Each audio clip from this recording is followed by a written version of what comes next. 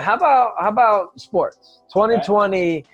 We still got a lot of exciting things for sports. I mean, we're right in the middle of the NBA playoffs, and they're not disappointing. I mean, honestly, they're in the bubble. They're all in the same place. They might have to do some kind of variation of this after the fact. No, I'm kidding. They definitely. We can't wait to get the fans involved. But they're not disappointing. They are still playing at elite levels. All the important people are on the court. And it's been pretty damn good so far. So we got the 2020 NBA Finals to look forward to. Baseball is kind of like limping across almost fumbling the ball here. Yeah. I mean, my poor Yankees, bro. Everyone's injured. Everyone's injured on the freaking Yankees. Give me a break. We've been starting out so hot. Let me tune in my violin for this guy over here. Several teams have been hit with the COVID bug in baseball. So they've been had to schedule, replace. So yeah, you said limping. Have you guys watched the football documentary? HBO? Hard Knocks? Hard Knocks. Have you guys watched Hard Knocks? I've seen a couple of episodes of Hard Knocks. And you know what? I've never seen them. I've seen them before because people talk about it, Hard Knocks, so they ESPN. You've never watched the Hard Knocks episode? I've never watched the whole episode. See money? I don't even know what it is. You never been too big into football. But watch this and maybe it will help you get maybe a little bit more. It's so fun. I love Hard Knocks. You see the they're getting ready. They're getting ready, and it gets you hyped for football. And these are real dudes. Like it gets me, like the coaches are real dudes. You got real players. You got annoying people. You got smart people, dumb people, stupid people. Like it's like the NFL behind the scenes. Yeah, behind the scenes, and it makes it just like it's covering two teams. You've got the LA Chargers and the LA. No, not the LA. Yeah, the Chargers and the Rams. LA Chargers and LA Rams. Yeah. So. It's an exciting, it's unprecedented. It's the first time they've done two teams on Hard Knocks, I believe. Well, they're playing in the same stadium, right? Exactly. And that's kind of the idea. They had their locker rooms are both right there. Yeah. So it's for them, it's a very easy, shoot or whatever. Sure. So I'm excited for the NFL season. It's gonna happen. You know what? If baseball keeps trudging along and manages a way to finish, then the NFL will find a way to trudge along and finish. I think if any league has more control than any, they have more money, more control to do anything, it's the NFL. So it seems like they run their things kind of like very militaristic. If you want to see how a multi-billion-dollar franchise handles COVID, watch Hard Knocks. It's pretty interesting. Yeah, the Chargers do a really good job. And the Rams too. Yeah, they have checks upon checks upon checks upon checks. They're being very careful, and I think the NFL's they're putting the onus is on the team themselves. Yeah, you are responsible for making sure nobody on your team gets COVID. Yeah, or else, I'm assuming. So that's exciting. Fantasy is going to be exciting. Yeah. The Turkey Bowlers Fantasy Football League, folks. We're not public, but we might have to put our shit public because we talk about it every year. It's our closest friends and family. We've got all the podheads are in there. Yep. C Money is making his return. He took a year off, maybe a year or two, but he's making his return back to the league. And we're excited. Big Ace is the current champ, but we are looking to dethrone his ass. Fantasy football is not only huge for the podheads and our friends and football and family, but as a whole, gambling has seen a huge rise thanks to fantasy football. The NFL could probably not make as much money as they do without fantasy football. Thanks to fantasy football, I give a shit about other teams. I would not watch anything but Giants games if not for fantasy football. Exactly. And I wouldn't know any other players. At that point too. And I'm intent, and I'm watching. I'm giving the NFL rating because of fantasy football. Yeah, the NFL needs fantasy football. I promise you. Definitely. NFL's exciting. I can't wait to see these guys get on the field and start hitting each other. But hitting, bro, this is the perfect thing to end it on, guys. UFC has a very exciting 2020 left. I mean, honestly, it's been pretty good. This last one wasn't great, but the Frankie Edgar. Was great. Yes. What did you say that? You didn't think so? What did you think? Motherfucker's 38 years old. Again, 38. Okay. And he ain't beating Cody. Again, I always look at these dudes. So? Who's their champ? Who's the top three? Who are Again, look at heavyweight with Ngannou. I don't give a fuck if John Jones coming to heavyweight. He ain't beating Ngannou. No way. I get you. But going back to him. What was the name of the guy he fought? I don't know, dude. He's a top fiver. He was a Jorge. He was. And that's the argument, right? So Frankie, who's not ranked, beats, he didn't demolish the dude, but he beats a 5 guy. He beat but a again, Split decision. Yeah, so you split decision of 5. What are you going to do against 3, bro? 4, 3, 2, or 1. This is what I was saying. And Frankie Edgar looked noticeably washed. Like, he looked like he had been through a war. That guy Munoz was fucking, he went 10 laps around the octagon after the fight. I mean, he looked like he could go another round or 2. Frankie Edgar looked like, he gave it his all. Yeah, bro. He's not fighting 2-3 times a year, bro.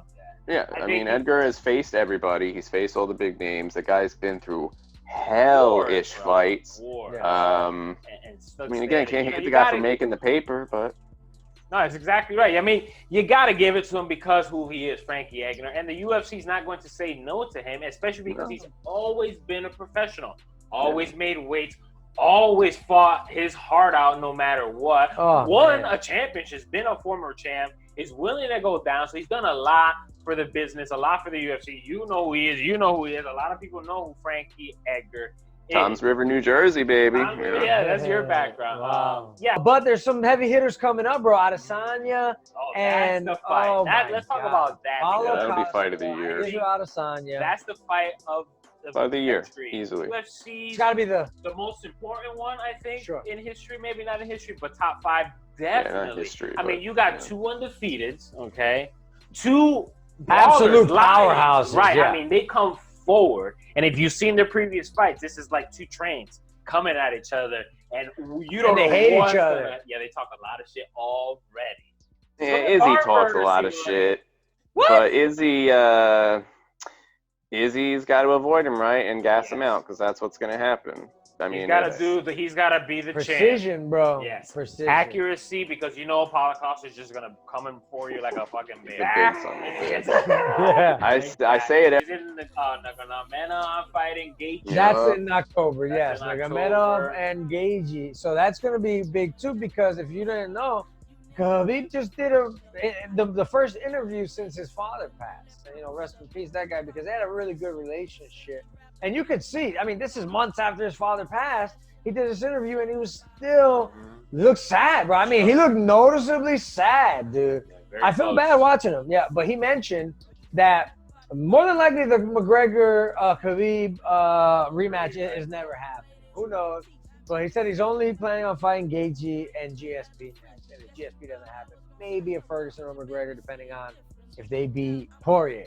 So there's a lot of things that need to happen before that happens. But 2020's got 2 huge fights in the year. And even though we still got Thanksgiving and December, so maybe we'll see John Jones and Ngannou this year. I think we're gonna see Stipe and Ngannou this year. That's you're right. Stipe and Ngannou's gotta go for ultimate, like, who's the man right now. Yeah, absolutely.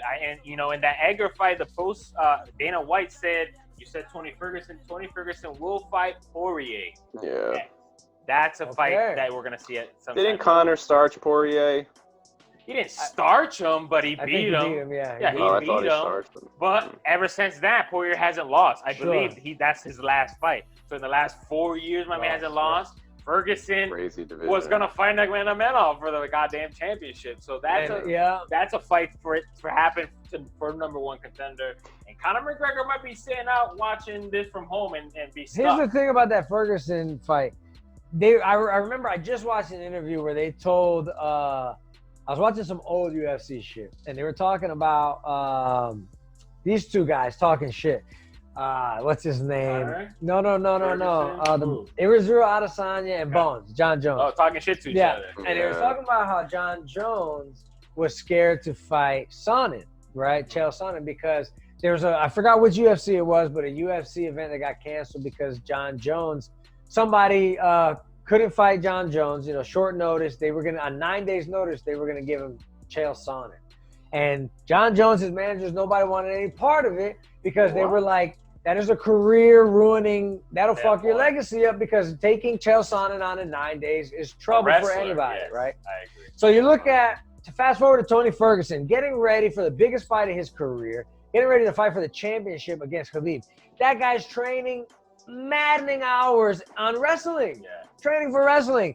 He gets in on 7-8 days notice with a striker and gets fucking pummeled, bro. That's the reason why he didn't fight Chael Sonnen. And now he's got to beat Poirier just to get a title shot back at this guy. So, I hope Tony's not changed yeah, you got to forever. be careful about who you fight, right? But we don't like That's that. Tony Ferguson. Ferguson doesn't give a fuck. He'll fight. That's what I love about the guy. But yeah, he's a fucking idiot because then he did the weight drop shit when he didn't even have to fight. He just wanted to prove that he could make the weight. Good job, asshole. Like that's the only thing about Ferguson is he doesn't have a team behind it. He does it all himself. And big ups to you because you control it and it's looking great. You are a goddamn champ in my eyes.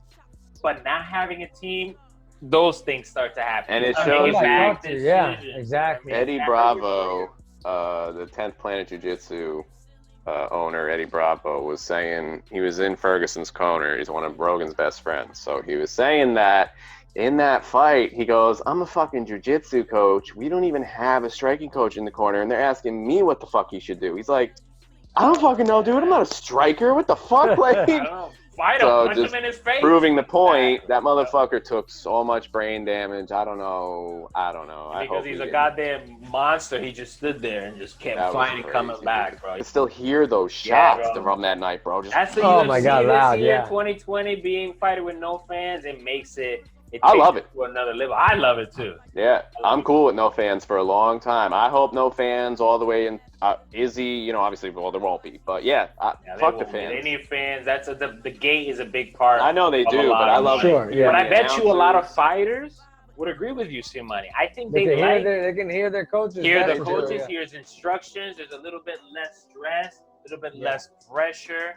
No one's talking too much shit on you online. You know what I mean? I think they would rather have that. And it's a gym. You go to the gym, so all you're worried about is the fight, nothing else. Sure. I think they would agree. So. Yeah. Too much to wish for, I think, because like I said, big money in the game. Yeah, bro. I'm excited about what the rest of 2020 has in store for UFC.